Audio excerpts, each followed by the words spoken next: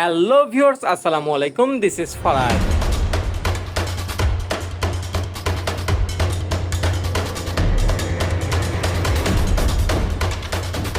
ঘুরে এলাম নীলফামারী শিল্প ও বাণিজ্য মেলা 2024 হতে।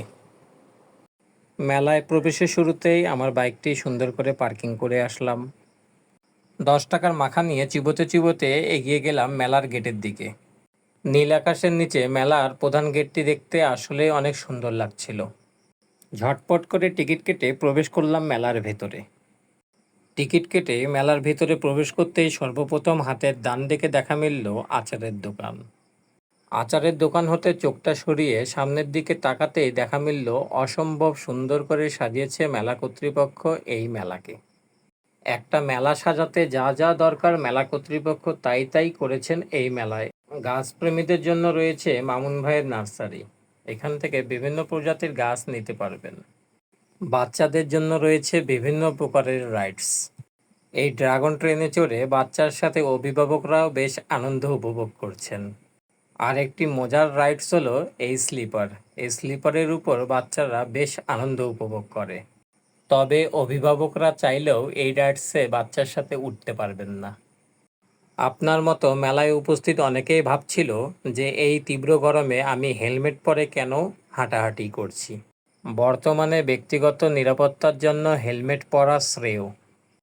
এই রোলিং সেলফি স্ট্যান্ডে অনেকেই দাঁড়িয়ে টিকটক বানিয়েছেন, তবে আমি কিন্তু বানাইনি। এই নাগরদোলাটা আমার কাছে অনেক ভালো লেগেছিল। নাগরদোলা থেকে নেমেই চলে এলাম দই ফুচকা খেতে। সত্যি বলতে সৈয়দপুরের ফুচকার মতো ফুচকা সারা দেশে আর হয় না। এই স্মোক বিস্কুটের চাইতে আনসারবিরিতে দুটো টান মারা একই কথা। যাই হোক, সামনের দিকে এগিয়ে চললাম। যারা একটু ভৌতিক বিনোদন পছন্দ করেন তাদের জন্য ভূতের বাড়ি একদম পারফেক্ট জায়গা। চা খাবেন, কাপও খাবেন, এই কথাটা পড়ার পর আমি আশ্চর্য হয়ে গিয়েছিলাম। আশ্চর্যের ঘোর কাটাতে চলে গেলাম আশ্চর্যজনক এক ব্যক্তির কাছে। আমাদের সবার প্রিয় রাশেদ ভাই বাংলার মাটিতে মতের কুয়া নামের এই খেলাটি দেখান। রাশেদ ভাই 2015 সালে ঢাকায় অনুষ্ঠিত বাণিজ্য মেলায় আন্তর্জাতিক মানের খ্যাতি অর্জন করেছিলেন এই খেলা দেখিয়ে।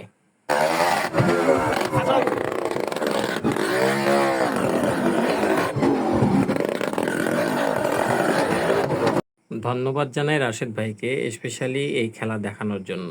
বিশাল বড় জায়গা নিয়ে এই মেলা অনুষ্ঠিত হচ্ছে।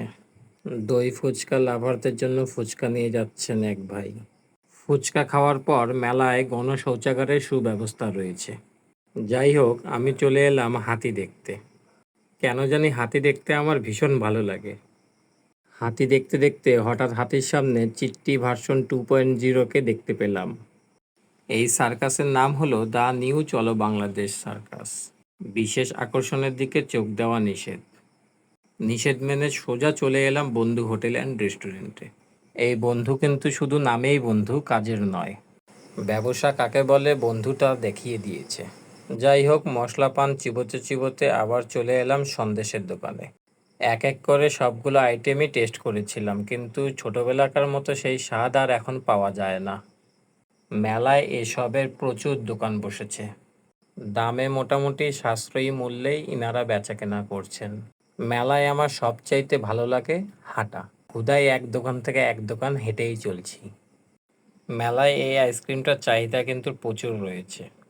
এখন বলি মেলার সবচাইতে আকর্ষণীয় রাইডস হলো এটা। মেলায় আসলে অবশ্যই এই রাইডস উপভোগ করবেন। তবে আমি মেলার এই আচার দারুণভাবে উপভোগ করেছিলাম। এখন চলে যাওয়ার পালা। তবে যেতে যেতে মেলার গেটের ঠিক সামনে দেখতে পেলাম সবাই কী জানি লেখালেখি করছে আর ড্রামের ভিতর ঢালছে। বুঝতে আর দেরি হলো না, এটা হলো লটারির টিকিট। প্রবেশ করার জন্য যে টিকিট নেওয়া হয়েছিল সেটার অর্ধেকটিই হলো লটারির টিকিট। ঝটপট নাম, ঠিকানা, মোবাইল নাম্বার লিখে আমিও সবার মতো ড্রামের ভিতর টিকিটটি ফেলে দিলাম।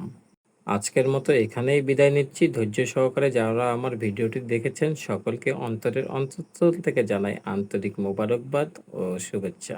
আল্লাহ হাফেজ।